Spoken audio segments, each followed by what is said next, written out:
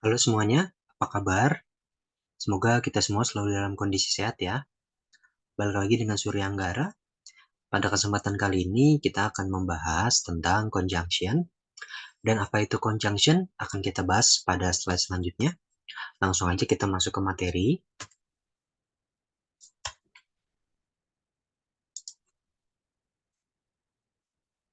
Apa itu conjunction?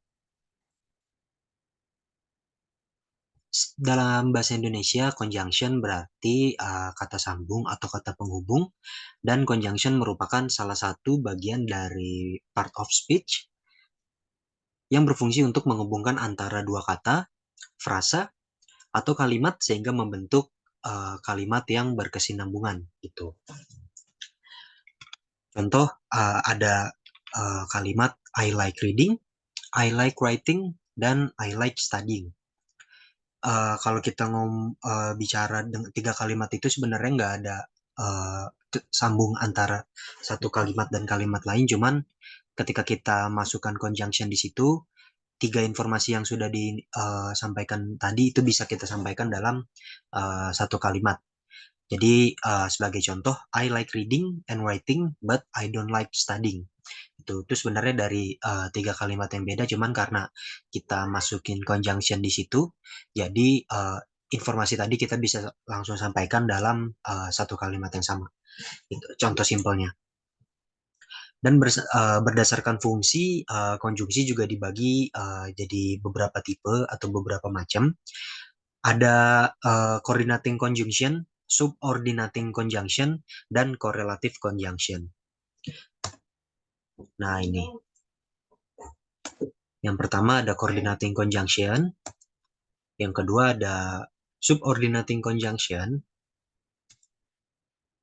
Yang ketiga ada correlative conjunction. Lalu apa aja sih bedanya dari masing-masing tipe atau macam dari conjunction ini? Kita bahas satu-satu ya. Yang pertama dari coordinating conjunction dulu. Gitu. Konjungsi tipe ini biasa disebut juga sebagai koordinat, digunakan untuk menggabungkan dua kalimat yang setara secara grammar. Artinya secara bahasa kedua kalimat tersebut itu sama gitu. Dan untuk konjungsi yang biasa digunakan dalam tipe ini bisa kita sebut atau biar gampang diingat gitu, kita sebutnya biasanya fanboy yang terdiri dari for, and, nor, but, or, yet, so gitu. Dan sebagai catatan juga untuk fanboy atau konjungsi ini biasa terletak di tengah atau di antara dua kalimat. Jadi tidak dibenarkan untuk meletakkan konjungsi ini di awal kalimat gitu. Nah, untuk contoh kalimatnya dan untuk coordinating conjunction ini juga ada berbagai macam fungsi ya. Yang pertama ada untuk menyatukan atau mengkombinasikan dua kata. Jadi contoh, she opened the door and the window. Jadi and di situ berfungsi sebagai konjungsinya. Lalu untuk contoh kalimat lain, would you like some pizza or pasta? Nah, or di situ sebagai konjungsinya gitu. Lalu bisa juga untuk menggabungkan dua frasa. Jadi contoh, do they prefer playing baseball or playing soccer? Nah, or di situ berfungsi sebagai konjungsi atau conjunction. Lalu you can find ducks in the fish pool or in the park. Nah, or di situ juga berfungsi sebagai konjungsi. Seperti itu. Lalu untuk fungsi yang ketiga ada menggabungkan dua klausa. Jadi contoh kalimatnya, he studied all night but he failed the test.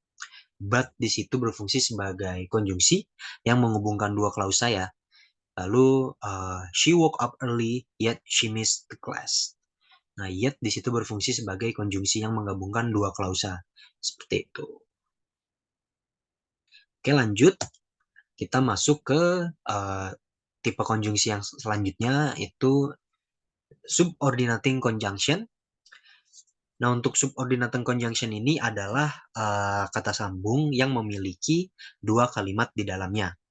Tuh, maka di dalam kalimat ada dua klausa yang merupakan main clause dan subordinating clause. Tuh. Nah, jika dua klausa ini berdiri tanpa sebuah kata sambung atau tanpa sebuah konjungsi, maka akan terdengar atau terbaca kurang jelas gitu, atau rancu kalimat atau klausa ini.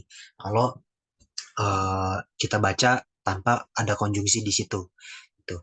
Jadi kita langsung masuk ke contoh aja, tapi sebelumnya ada beberapa subordinating conjunction yang biasanya kita temuin juga.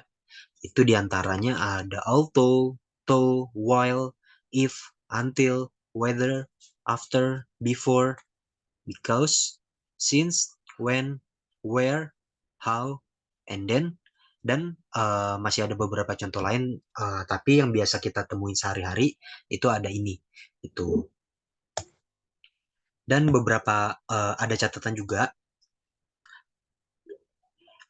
juga untuk subordinating clause ini juga ada dua tipe ya teman-teman ya. Ada dua cara penulisan dari subordinating clause ini dalam menulis dimasukkan ke complex sentence gitu. Artinya adalah dua kalimat yang beda gitu.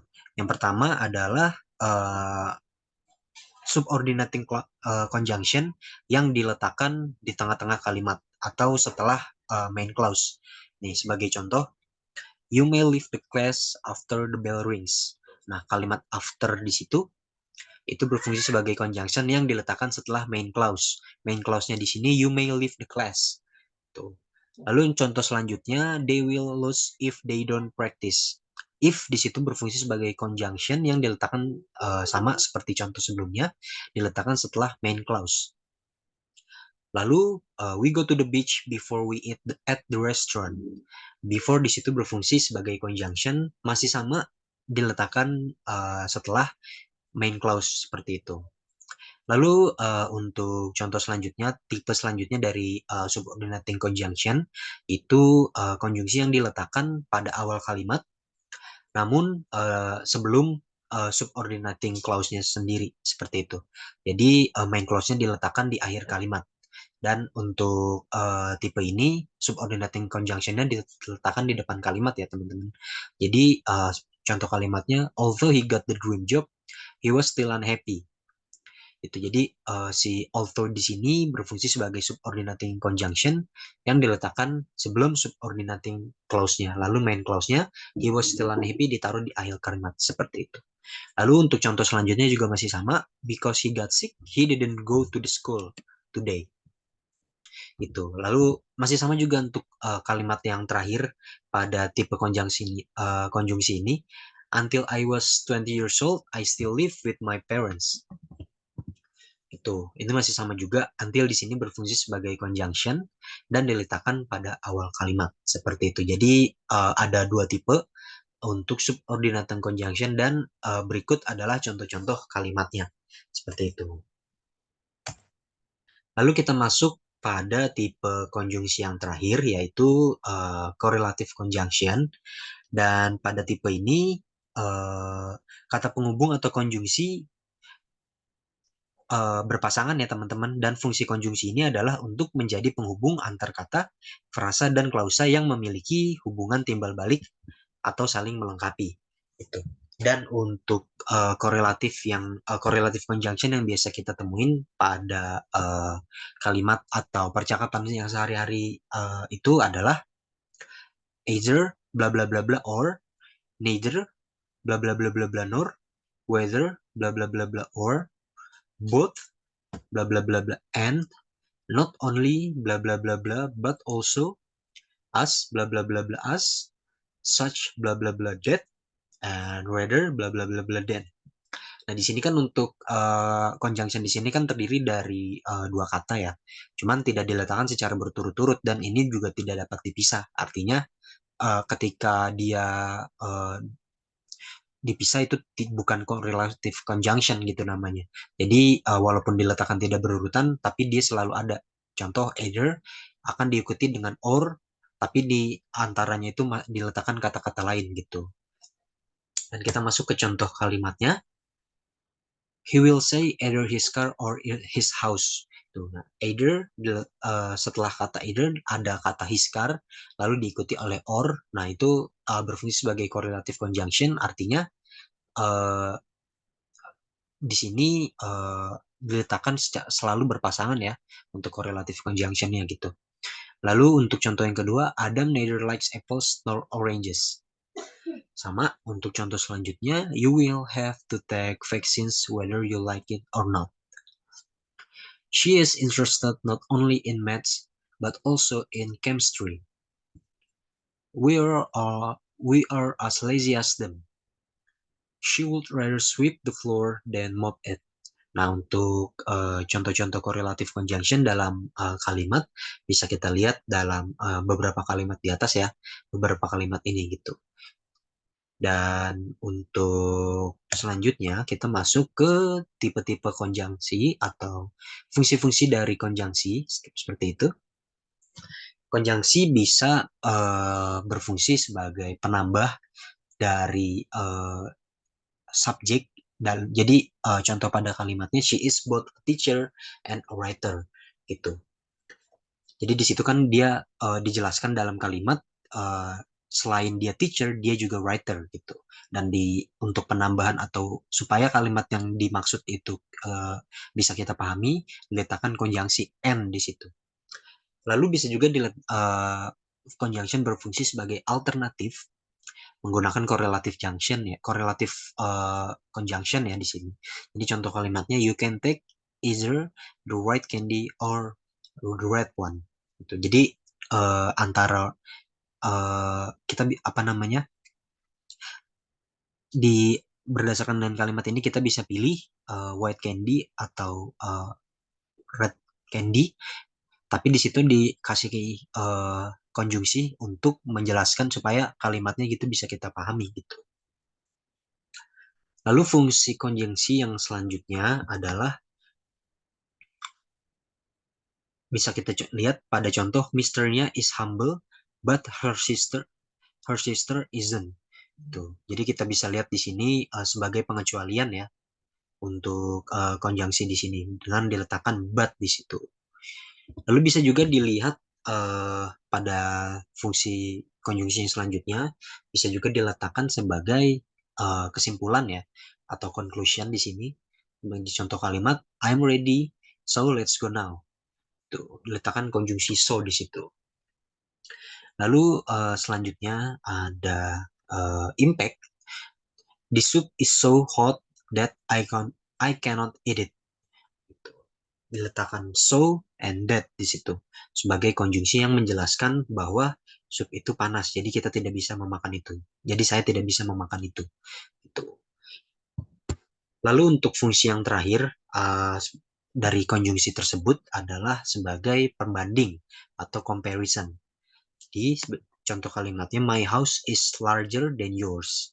Itu diletakkan than di situ untuk perbandingan. Rumah saya lebih besar dibandingkan rumah kamu gitu.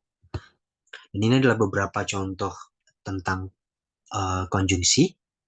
Dan untuk materi-materi atau fungsi-fungsi conjunction yang lain sebenarnya ada, tapi yang paling sering kita temui dalam kehidupan sehari-hari adalah fungsi-fungsi ini gitu.